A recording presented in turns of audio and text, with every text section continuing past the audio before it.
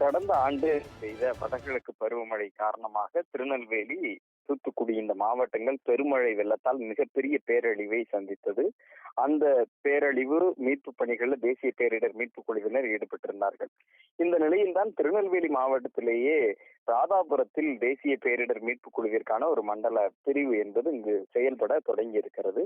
தற்போது அந்த தேசிய பேரிடர் மீட்பு குழுவினர் வடகிழக்கு பருவமழை நெருங்கக்கூடிய சூழல்ல திருநெல்வேலி மாவட்டத்தினுடைய புவியியல் அமைப்பு, அதே போன்று மேற்கு தொடர்ச்சி மலைகளில் இருக்கக்கூடிய அணை பகுதிகள் உள்ளிட்டவைகள்ல நேரடியாக இன்றைய தினம் ஆய்வுகளை மேற்கொண்டு வருகிறார்கள்.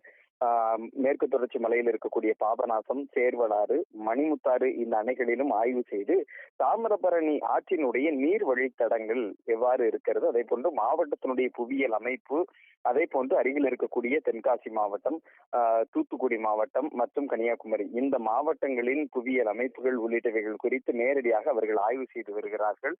இந்த பேரிடர் காலங்களில் அவர்கள் மீட்பு பணிகளை மேற்கொள்வதற்கு ஏதுவாக இந்த ஆய்வுகளை அவர்கள் முன்னேற்பாடாக தற்போதே மேற்கொண்டிருக்கிறார்கள். மேற்கு தொடர்ச்சி மலையில் இருக்கக்கூடிய மலை கிராமங்களுக்கு சென்றும் அங்கு இருக்கக்கூடிய கன்னியாகுமரி மாவட்டத்தினுடைய கோதையார் அணை பகுதிகளிலும் இந்த தேசிய பேரிடர் மீட்பு குழுவினர் இந்த தினம் நேரடியாக ஆய்வுகளை மேற்கொள்கிறார்கள்.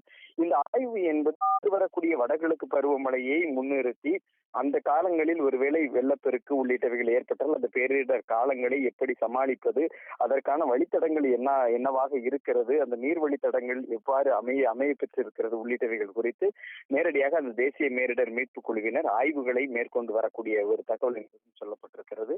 தொடர்ச்சியாக அந்த முன்னேற்பாடாக அவர்கள் தற்போது இந்த ஆய்வை தொடர்ந்து மேற்கொள்கிறார்கள். அருகில் இருக்கக்கூடிய மாவட்டங்கள் மற்ற இதர பகுதிகளுக்கும் தொடர்ந்து அவர்கள் இந்த பயணங்களை மேற்கொண்டு இந்த ஆய்வுகளை மேற்கொள்ள இருக்கிறார்கள்.